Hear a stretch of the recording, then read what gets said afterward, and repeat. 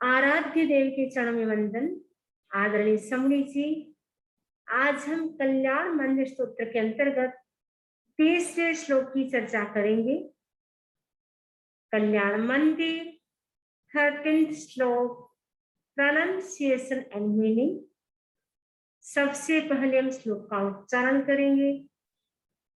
विश्वेश्वरोऽपि जलपालक दुर्गतस्तम् किं वाक्सर प्रकृतिरप्यलिपिस्त्वमीश अज्ञानवत्यपि सदैव कथं चिदेव ज्ञानं त्वयि स्फुरतिवेशविकाशहेतु ज्ञानं त्वयि स्फुरतिवेशविकाशहेतु। अब हम याद करने की दृष्टि से एक एक शब्द का उच्चारण करेंगे, जिससे आसानी से याद कर सके हम लोग। विश्वेश्वरोऽपि, विश्वेश्वरोऽपि, वर प्लस अपि संधि विच्छेद करने पर। जनपालक, जनपालक। दुर्गतस्तम, दुर्गतस्तम, दुर्गत प्लस तम संधि विच्छेद करने पर हो जाएगा। किम, किम, वा क्षर। एस जो है उसको अब बोलेंगे संधि विच्छेद करने पर वा प्लस अक्षर। किम वा प्लस अक्षर। याद करने के लिए हम बोलेंगे किम वाक्षर, किम वाक्षर। प्रकृतिरप्य, प्रकृतिरप्य लिपिस्त्वमीश, लिपिस्त्वमीश। अज्ञानवत्यपि, अज्ञानवत्यपि। सदैव, सदैव। कथं चिदेव, कथं चिदेव। ज्ञानं त्वयि, ज्ञानं त्वयि। स्फुरति, स्फुरति।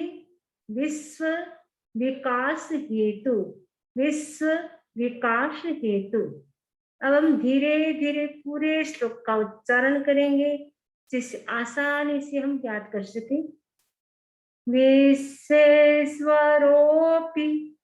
जनपालक दुर्गतस्तम् किं वाक्षर प्रकृतिरप्यलिपिस्त्वमीश अज्ञानवत्यपि सदैव कथं चिदेव ज्ञानं त्वयि स्फुरति विश्वविकास हेतु ज्ञानं त्वयि स्फुरति विश्वविकास हेतु। आचार्य सिद्धसेन संस्कृत के बड़े विद्वान थे, संस्कृत के ज्ञाता थे। संस्कृत में अनेक स्तोत्र की रचना की उन्होंने। उनमें एक कल्याण मंदिर स्तोत्र है। इस कल्याण मंदिर स्तोत्र में भी उन्होंने अनेक प्रकार के अलंकारों का प्रयोग किया है। इस श्लोक में भी उन्होंने विरोधाभास अलंकार का प्रयोग किया है। विरोधाभास अलंकार का मतलब होता है एक ही शब्द के दो मीनिंग अलग अलग प्रकार से निकलते हैं। तो इसको हम जानेंगे इस श्लोक में, कैसे विरोधाभास श्लोक, कैसे विरोधाभास अलंकार का आचार्य सिद्धसेन ने इस श्लोक में प्रयोग किया है। इसमें 3 बार विरोधाभास अलंकार का प्रयोग किया गया है। तो सबसे पहला है विश्वेश्वरोऽपि, यानी आप विश्व के ईश्वर होने पर भी दुर्गतः, आप दुर्गत यानी दरिद्र कैसे हैं। एक तरफ तो कहा गया आप संपूर्ण विश्व के आप क्या है, रिचमैन हैं, और दूसरी तरफ आपको कहा गया दुर्गतः, आप गरीब हैं। ये विरोधाभास अलंकार है। उसका हम परिहार कैसे कर सकते हैं। दुर्गत जो शब्द है उसके 2 मीनिंग निकलते हैं। दुर्गत का मतलब पहला मीनिंग है जिसको जानना कठिन हो, दुर्गतः, दुर्गम्य, दुर्गे, जिसको जानना हमारे लिए कठिन है, मुश्किल है, वे होते हैं दुर्गतः। दूसरा मीनिंग है दुर्गत का मतलब दरिद्र। आप दरिद्र हैं। आप दरिद्र क्यों हैं? क्योंकि आपके केस नहीं है। तीर्थंकर के अतिशय होते हैं 34।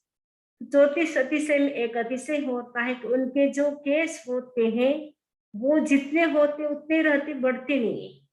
क्योंकि उनकी जो दाढ़ी होती है, मूछ होती है, जो केस होते हैं उनके बढ़ते नहीं है, उनके नाखून भी नहीं बढ़ते हैं।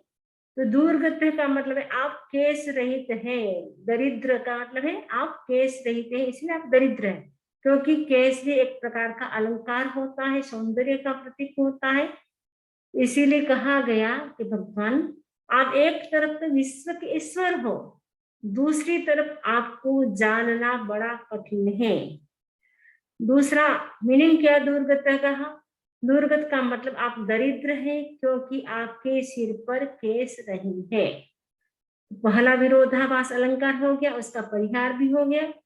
दूसरा विरोधाभास अलंकार इसमें प्रयोग किया है दूसरी लाइन में भी आप देखेंगे, अक्षर प्रकृति। आप अक्षर प्रकृति यानी अक्षर स्वभाव वाले हैं। अक्षर प्रकृति यानी अक्षर स्वभाव वाले हैं, लेकिन आप क्या है दूसरी तरफ अलिपि, लेकिन आप अलिपि हैं। अक्षर का मतलब होता है जिसको हम लिख सकते हैं, लेकिन इसमें कहा गया आप क्या है अलिपि हैं, यानी आप लिखे नहीं जा सकते हैं, आप अलिपि हैं। तो जो वर्णमाला होती है उनके जो अक्षर होते हैं वो हमेशा लिख सकते हैं, क्योंकि उनका स्वभाव होता है लिखना होता है। जी अ है, आ है, उसको हम लिख सकते हैं।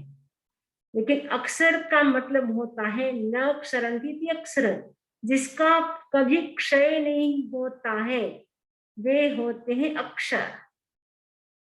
तो संस्कृत साहित्य में अक्षर शब्द का एक अर्थ है मोक्ष। मोक्ष में क्या होता है? मोक्ष कब मिलता है? जब समस्त कर्म का क्षय होता है तब मोक्ष होता है। जिसका कभी क्षय नहीं होता है वह होता है मोक्ष। अक्षर का मतलब होता है जिसका कभी क्षय नहीं होता है वो अक्षर होता है। अक्षर का मीनिंग किया गया मोक्ष। मोक्ष का मतलब होता है जिसका कभी क्षय नहीं होता है, क्योंकि समस्त कर्म का क्षय होने से मोक्ष मिलता है, इसलिए मोक्ष का कभी क्षय नहीं होता है। दूसरी तरफ कहा गया आप अलिपि है। अलिपि का मतलब है आप लेप रहित हैं। कौन से लेप रहित? कर्मों के लेप से रहित है, इसीलिए आप क्या है मोक्ष प्रकृति वाले हैं, मोक्ष स्वभाव वाले हैं। मोक्ष किसको मिलता है? जो कर्मों के लेप से रहित होता है उनको मोक्ष मिलता है। तो भगवान पार्श्वनाथ भी कैसे है? कर्मों के लेप से रहित है, इसीलिए आप मोक्ष स्वभाव वाले हैं। तीसरा विरोधाभास अलंकार इसमें प्रयोग किया जा रहा है। तीसरी बार कहा जा रहा है भगवान कैसे है अज्ञान वत्यपि। अज्ञान वत्यपि ने अज्ञानमान है। एक तरफ भगवान को अज्ञानमान कहा है, दूसरी तरफ कहा है आप में क्या है विश्व के विकास हेतु ज्ञान आप में स्फुरित हो रहा है।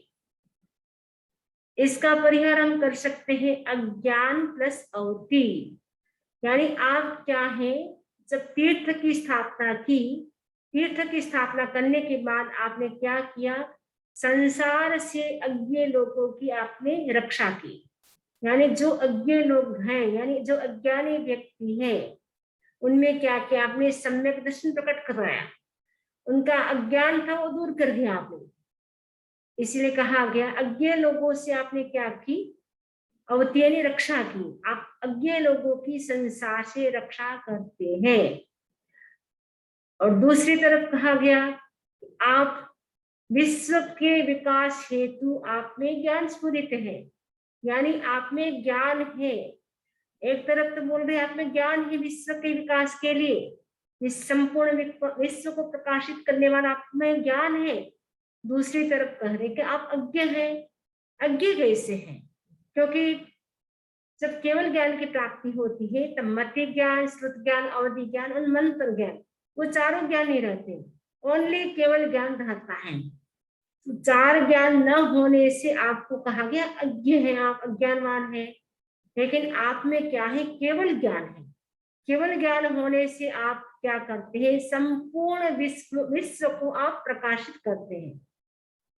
अज्ञानवान भी कहा और एक तरफ आपको ज्ञानवान भी कहा। अज्ञानवान इसीलिए कहा क्योंकि आप में मति ज्ञान, श्रुत ज्ञान, अवधि ज्ञान, मंत्र ज्ञान नहीं है, इसलिए आपको अज्ञान कहा, आपको अज्ञ कहा।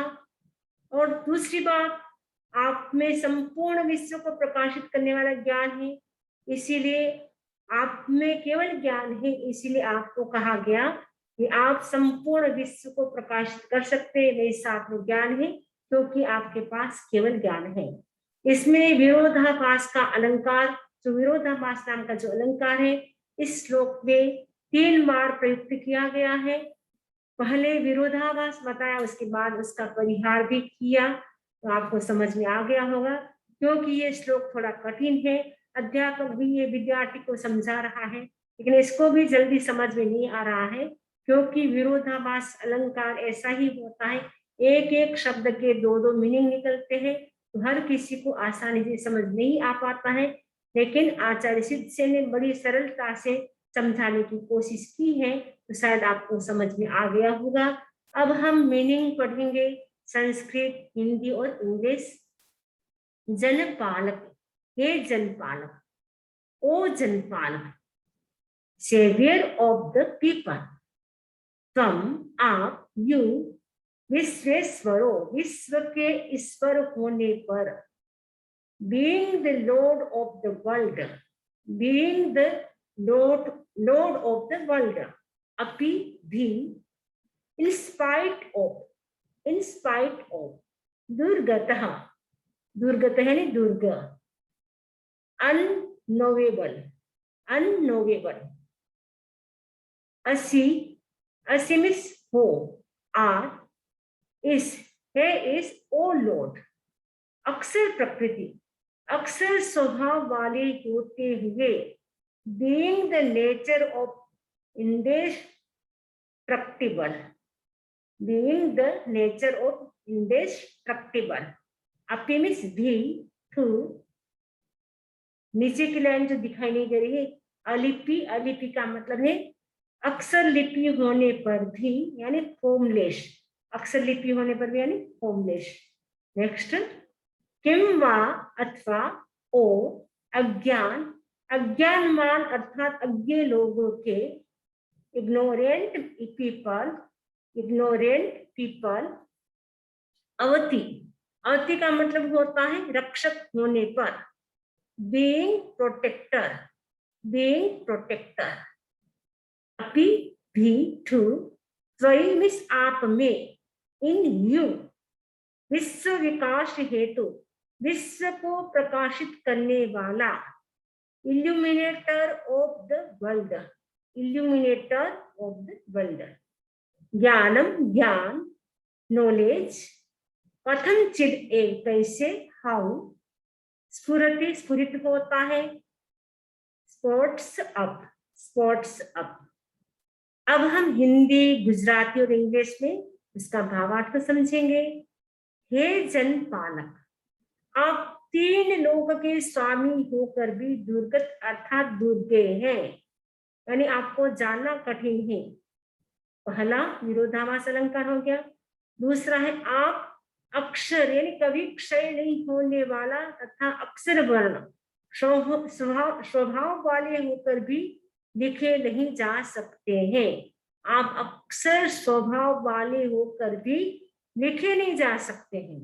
हे स्वामी, आप अज्ञानवत यानी अज्ञ प्राणियों के रक्षक हो तो भी आप में वह ज्ञान सदा स्फुरायमान रहता है जो 3 लोक के सब पदार्थों की सर्वकालीन संपूर्ण पर्यायों को युगपत जानता है। गुजराती, हे जनपालक, आप 3 લોકના સ્વામી થઈને પણ દુર્ગત અર્થાત દુર્ગે છો અથવા अक्षर यानी क्यारे क्षय न थना तथा अक्षर स्वर्ण स्वभाव हुआ छता आप लखी सकाता नथी। अक्षर वर्ण छे, स्वभाव आपनो अक्षर वर्ण छे, छता आप लखी सकाता नथी। हे स्वामी, आप अज्ञजनोना रक्षक छो, तो पण आपनाમાં તો જ્ઞાન સદા સ્ફુરાયમાન રહે છે।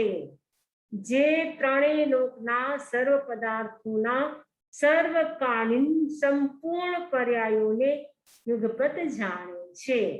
इंग्लिश में ओ जनपालक, support of masses, though you are the lord of the three worlds, you are still without any possessions.